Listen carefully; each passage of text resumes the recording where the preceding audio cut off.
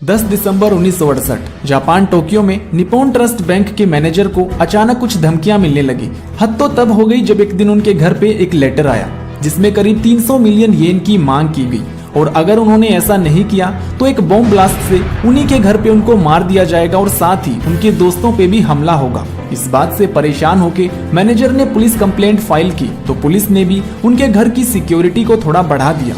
अब हर रोज manager bank तो जाते लेकिन एक डर उन्हें हर वक्त सताता रहता। तो इस बात का जिक्र उन्होंने अपने बैंक के सभी दोस्तों के साथ किया और साथ ही उनको सुरक्षित रहने के लिए भी आगाह किया। कुछ दिन ऐसे ही बीतते गए लेकिन एक सुबह की बात है, बारिश हो रही थी तो बैंक के 4 एम्प्लॉइज को तोशिबा के फुच्चू कारखाने में कुछ पैसा लेकर जाना था। अमाउंट था 294 मिलियन येन यानी कि उस समय के हिसाब से करीब $8,17,520 जो कि लोहे के बक्सों में बंद था। जैसे ही वो चारों एम्प्लॉइज बैंक से गाड़ी लेकर निकले तो कुछ दूरी पर पहुंचने के बाद उनको पुलिस का सायरन सुनाई दिया। उस समय गाड़ी फुच्चू जेल के आगे वाली गली में थी। तभी बाइक पे एक पुलिस ऑफिसर आया और उसने कार के आगे अपनी बाइक को खड़ा किया और जल्दबाजी में उनको बताया कि उनके मैनेजर के घर पे एक बॉम्ब ब्लास्ट हुआ है जिसमें उनकी मौत हो गई और साथ ही उनको ये भी खबर मिली है कि इस गाड़ी में किसी ने डायनामाइट लगाया है। ये बात सुनते ही चारों एम्प्लॉइज गाड़ी से बाहर निकले और दूर भागने लगे। तो वो पुलिस ऑफिसर गाड़ी की जांच करने लगा। जब वो गाड़ी के नीचे घुसा